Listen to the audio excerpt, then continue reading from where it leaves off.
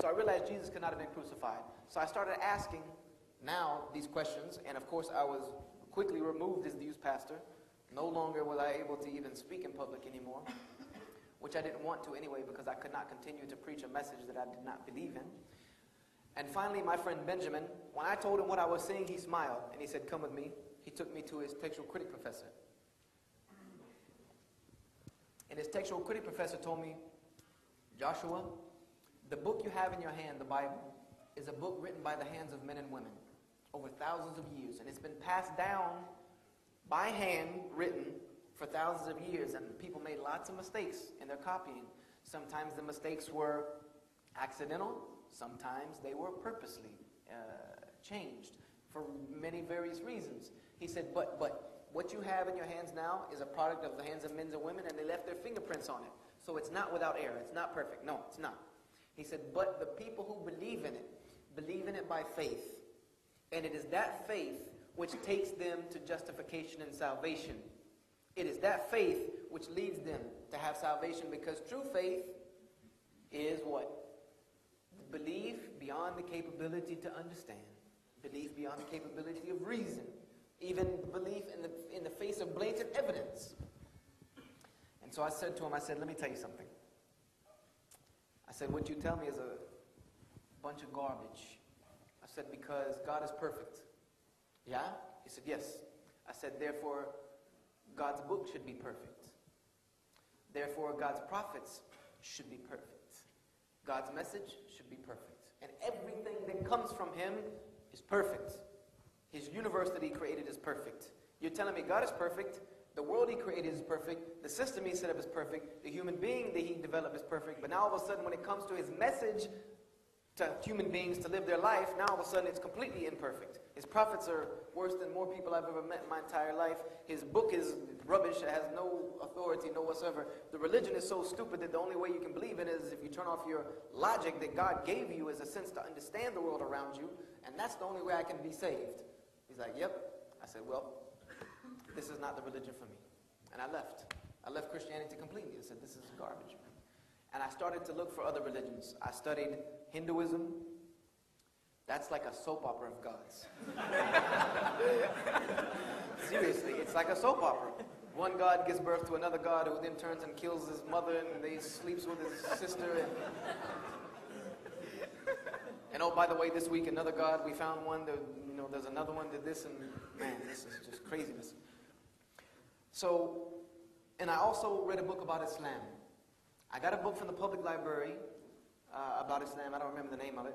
But it said that Muslims, M-O-S-L-E-M, which is a very derogatory word, it means someone who oppresses someone else. Coming from the word dhulam, Muslim, means one who commits dhulam, which is oppression or wrong or harm or evil. It's a very slight of the tongue.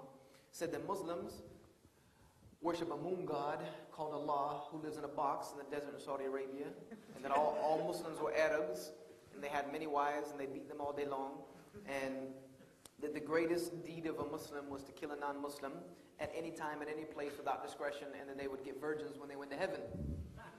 So I put that book back on the shelf, and I marked Islam off the list like this, and I said to myself, if I ever accept another religion, it'd never be Islam. And if I ever see a Muslim, I'm going to Bruce Lee him on the streets, and I'm going to call the FBI. That's it. One day, I was sitting at a friend's house who was a Muslim. I didn't know. I knew him for a couple years, and I never knew he was a Muslim. We were at his house and talking about religion. And my friend and me were debating about religion, and I didn't know this guy was a Muslim for two reasons. Number one, he was an African American. And I thought Muslims were Arabs. And number two, I didn't know that Muslims, along with their worshiping their moon god in the box and killing non-Muslims and beating their wives, I didn't know they could sell drugs. That's what this guy did as a profession. He was like, no, seriously, I'm a Muslim. I'm like, you're black, man. You know what I mean? He's like, you think I don't know that? I was like, you can't be a Muslim, they're Arabs.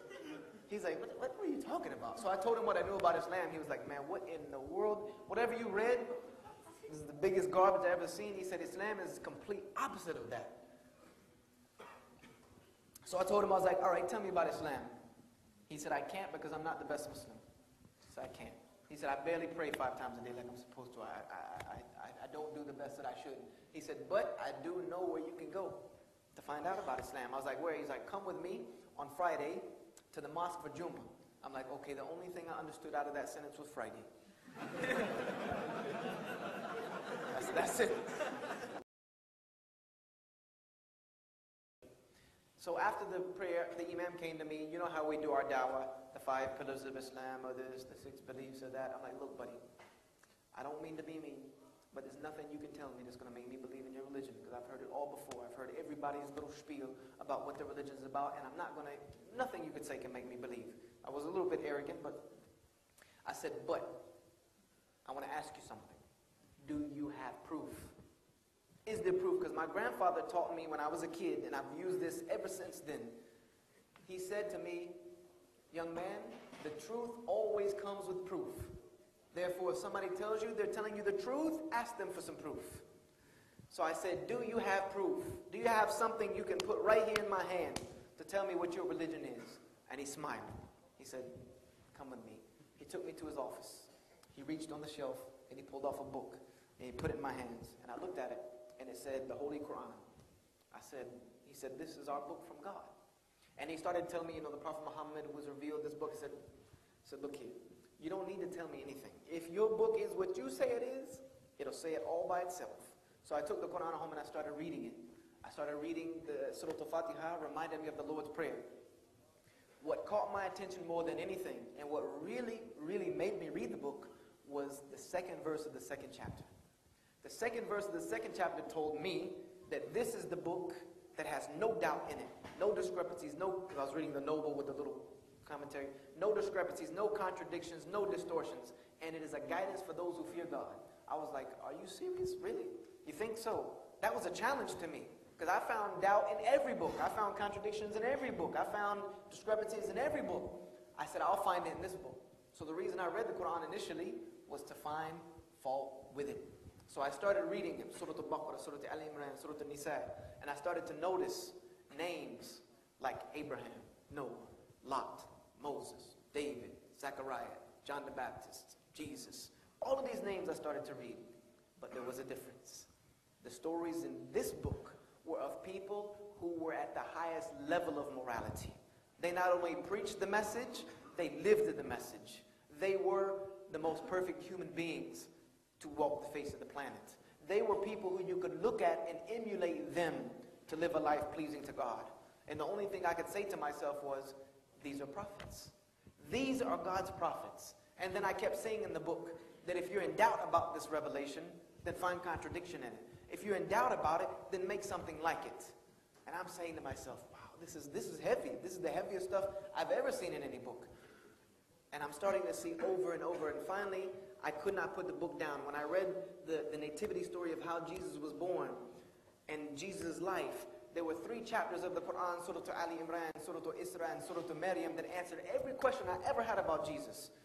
By the time I put the book down, Sunday, 3 days, I was addicted to this book. By the time I turned chapter 114 of the Quran,